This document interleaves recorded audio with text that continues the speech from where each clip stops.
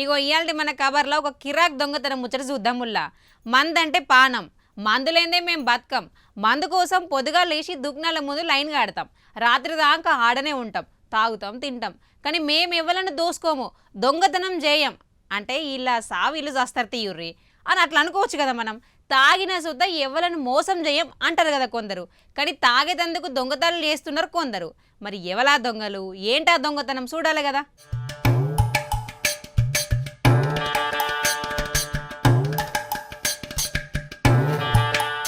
కొమురం భీం ఆసిఫాబాద్ జిల్లా రెబ్బెన మండలం గంగాపూర్ ఊరుగది. గక్కడున్న ఒక వైన్ షాప్లా అర్ధరాత్రి దొంగలు పడ్డారు. షాప్ తాళాలు వలగొట్టి లోపలికి జొరబడ్డరు. గల్లపెట్టాలున్న 15,000 పైసలు ఎత్తుకుపోయినరు. గంతేకాదు 30,000 మందు బాటిలను సుతా సంచిలేసుకొని వారేసిండ్రు. దొరకద్దని సీసీ కెమెరాలకు పరద కూడా కప్పిర్రు. కానీ కెమెరాల వాళ్ళ కదలికలు మొత్తం రికార్డ్ అయినాయి. పోలీసులు కేసు పెట్టి దర్యాప్తు చేస్తున్నారు.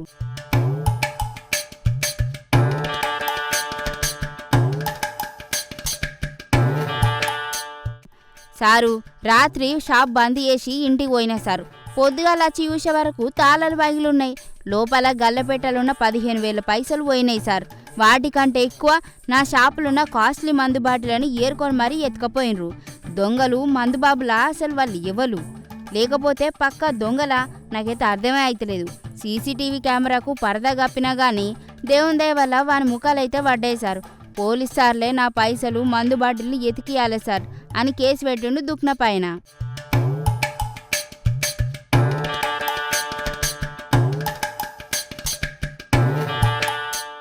దొంగలకి ఇప్పుడు పైసల కంటే మందు బాటిళ్ల కోసమే ఎక్కువ ఆశపడతాండ్రు.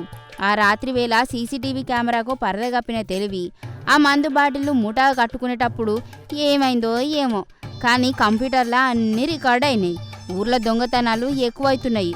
పోలీసులు ఈ మందు దొంగలను జర జల్ది పట్టుకుని బొక్కలు దొయ్యాలని ఊరి జనాలు కోరుకుంటారు.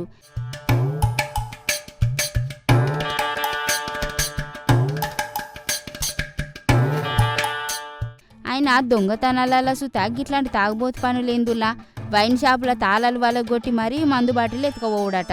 వీళ్ళని చూస్తే దొంగల్లాగా లేరు. తాగనీకి పైసలు లేక గీ వింత స్కెచ్ చేసినట్టు ఉన్నారు. రేపు పొద్దున వీళ్ళ ఇండ్ల మీద పడితే పబ్లిక్ పరిస్థితి ఏంది? పోలీసులు రాత్రిపూట గస్తీ వెంచి గీ కిలాడి దొంగలను పట్టుకోవాలి అని కోరుకుంటారు పబ్లిక్. ఆయన తాగితే మన పైసలతోని ఇజ్జత్గా తాగాలి కానీ గిట్లా దొంగతనం చేసి తాగుడేందో ఏమోపో.